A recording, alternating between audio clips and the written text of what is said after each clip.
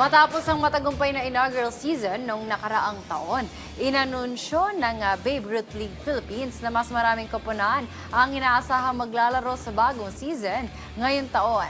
Alamin ang kabuang detalye sa report ni Bernadette Tinoy.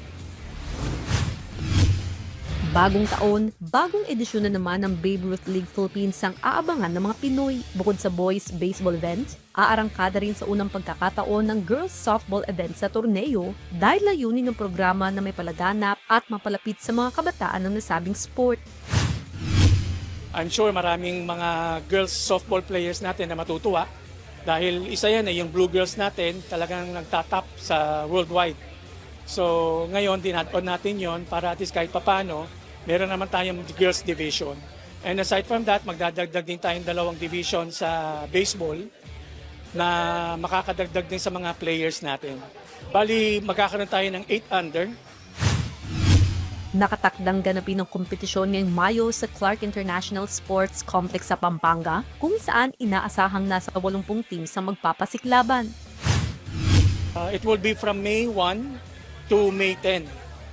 Mas mahaba siya this year dahil mas marami tayong teams na sasali. At the same time, meron na tayong girls softball. So talagang full event siya. Matapos naman mabigo noong nakaraang taon sa 16 under finals match, hangad ni Coach Christopher De La Serna na bumawi ngayong 2026. Anya mas pag-iigihan nila ang pag-iensayo upang mapasakamay ang kampyonato. Ngayon, dahil sa mga leagues na sinalihan namin, and then hard train, para preparation talaga namin. Gusto namin bumawi sa Babe Ruth eh. Yung championship game na dapat na sa amin, gusto namin kunin ulit. Samantala, matapos naman nirepresenta ang bansa sa 2025 Babe Ruth World Series, sinabi ni UST Head Coach Jeffrey Santiago na marami man silang hamon na naranasan, patuloy pa rin papalong koponan para muling pagarian ang bagong season ng Babe Ruth League Philippines. Maganda naman ng laro ng mga bata pero hindi tayo nag-champion, hindi tayo nanalo ng actually close naman mga games naman ng pinapamalas natin. Napakalakas naman talaga ang mga teams from America. Magle-level up tayo from offense, defense, pitching, especially pitching, kinakailangan.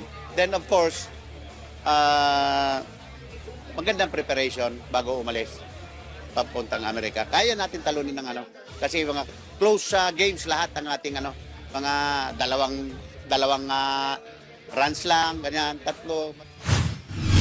Bernadette Tinoy para sa Atletang Pilipino para sa Bagong Pilipinas.